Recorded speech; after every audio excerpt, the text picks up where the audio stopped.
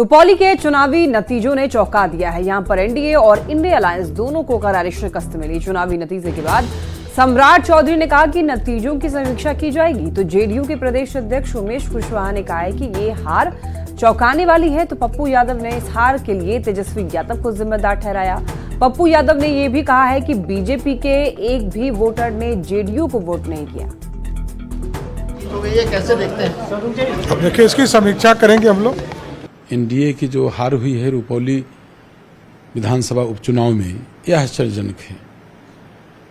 हम लोग उसको देखेंगे और जो हम लोग से भूल चूक हुई होगी उसमें आगे सुधार करने का प्रयास करेंगे। ये तो एक हिस्सा है चुनाव में जो हार जीत एक हिस्सा है, उसका अंग है, तो हार जीत लगी रहती है। हमने परिणाम सुना है जाकर के और अब समीक्षा की आवश्यकता जाकर के है।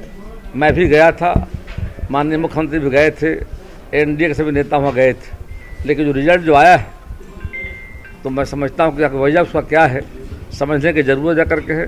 नरेंद्र मोदी जी को छोड़ के सभी लोग प्रचार के लिए चले गए थे। सब बीजेपी का जो हार्डकोर वोटर था, एक भी वोट जदयू को नहीं दिया। 10 वोट भी राजपूत समाज के लोगों ने जदयू को नहीं दिया। महागठबंधन के जो घटक है आरजेडी, वो आज भी युवराज और राजा की तरह काम करते हैं। ना तो वो माले से पूछे, ना कांग्रेस को अप्रोच किया, ना सीपीआई सीपीएम को बुलाया। अंतिम दिन 1 घंटे के लिए वो जाके पिकनिक मनाने गए। रुपौली विधानसभा उपचुनाव के नतीजों ने सबको चौंका दिया है। निर्दलीय शंकर सिंह की जीत पर कांग्रेस विधायक अजीत शर्मा ने बड़ा बयान दिया। अजीत शर्मा ने कहा है कि जब बीमा भारती लोकसभा चुनाव हार गई थी तो उन्हें विधानसभा का उपचुनाव नहीं लड़ना चाहिए था। अजीत शर्मा ने शंकर सिंह की जीत को जनता का फैसला बताया। हाँ, ये बहुत आश्चर्य बात है कि शंकर सिंह निर्दलीय जीते हैं, लेकिन बीमा भारती जी तो वहां छोड़ के फिर सांसद का चुनाव लड़े, फिर जाके फिर से विधायक का चुनाव लड़े। अरे जहां भी रहना है एक जगह रहिए ना। विधायक का लड़ना है विधायक लड़िए, सांसद लड़ना है सांसद का लड़िए। और अगर आप जीत गए, अभी हारे हैं, तो फिर आपको विधायक का भी चुनाव फिलहाल नहीं लड़ना चाहिए था। लेकिन जो भी है, ये निर्णय बहुत ही आश्चर्यचकित है कि निर्दलीय उम्मीदवार वहां जीता है।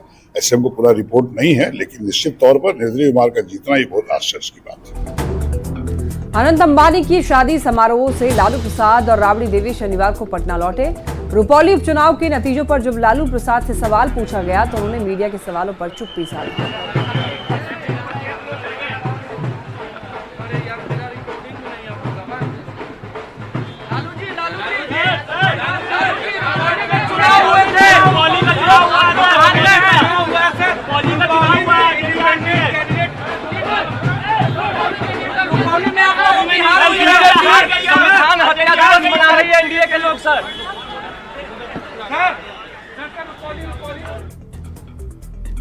और जेडीयू के राष्ट्रीय महासचिव मनीष वर्मा का पटना में पार्टी कार्यकर्ताओं ने जोरदार स्वागत किया है।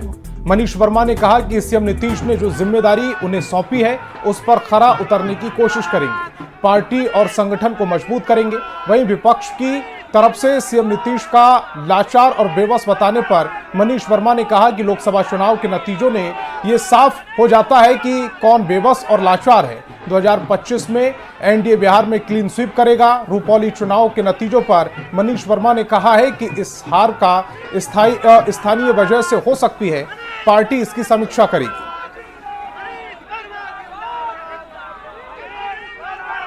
और पार्टी के राष्ट्रीय अध्यक्ष श्री नीतीश कुमार जी ने हमारे ऊपर जो भरोसा करके जो जिम्मेदारी सौंपी है, मैं पूरी शक्ति बुद्धि क्षमता का पूरा उपयोग करके मैं कोशिश करूंगा कि पार्टी जो है बिहार के स्तर पे और राष्ट्रीय स्तर पे पूरी मजबूत हो और पार्टी को मजबूत करने के लिए जो भी कदम उठाना है वो हम लोग पूरी कोशिश करेंगे कि इसको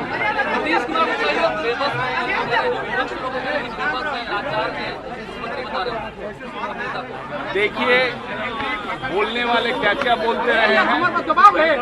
ये लोकसभा का चुनाव, इसका नतीजा जब आया, जो नतीजा आया उसने स्पष्ट कर दी स्थिति कि कौन आचार है, जनता किसके साथ है। जनता ने स्पष्ट कर दिया कि बिहार की जनता सुशासन के साथ है, माननीय मुख्यमंत्री जी के साथ है। 2025 का चुनाव जदयू पूरी मजबूती के साथ लड़ेगा, एनडीए पूरी मजबूती के साथ लड़ेगा और मुझे यकीन है कि पूरा स्वीप आउट करेगा।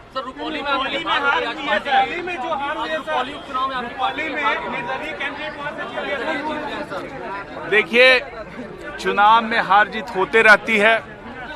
हम लोग ने कोशिश की थी और जो हार हुई है वो कुछ मुझे लगता है कि 8,000 वोटों के मार्जिन से हार हुई है। और मैं तो ये कहूँगा, मैं जिन्होंने चुनाव जीता है श्री शंकर जी सिंह को, उनको बधाई दूंगा कि उन्होंने ये चुनाव जीता है। और साथ ही मैं अपने पार्टी के जो कैंडिडेट का जिनकी हार हुई है उनके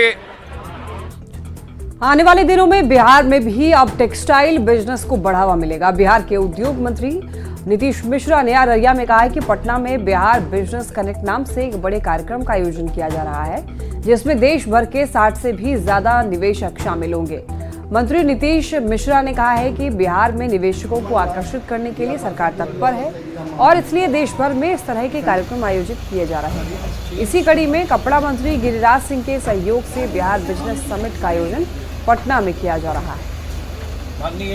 बिहार में लगातार निवेश को आकर्षित करने के लिए हमारी नीतियां, हमारे कार्यक्रम, बिहार का एडवांटेज क्या है, बिहार में निवेशक को क्यों आना चाहिए, तो देश के विभिन्न शहरों में हम लोग कार्यक्रम करते जा रहे हैं। और दिसंबर में एक बहुत बड़ा आयोजन हम लोग का बिहार बिजनेस कनेक्ट के नाम से, उसी कड़ी में टेक्सटाइल मिनिस्ट्री आदरणीय गिरिराज सिंह जी के सहयोग से 18 एवं 19 तारीख को पटना में टेक्सटाइल सेक्टर के लिए, क्योंकि टेक्सटाइल एक ऐसा सेक्टर है जहां सर्वाधिक रोजगार उपलब्ध है और बिहार की एक तरह से जो पोजीशनिंग है या जो बिहार की का जो महत्व है टेक्सटाइल में बहुत ज़्यादा होता है, क्योंकि हमारे ही लोग दूसरे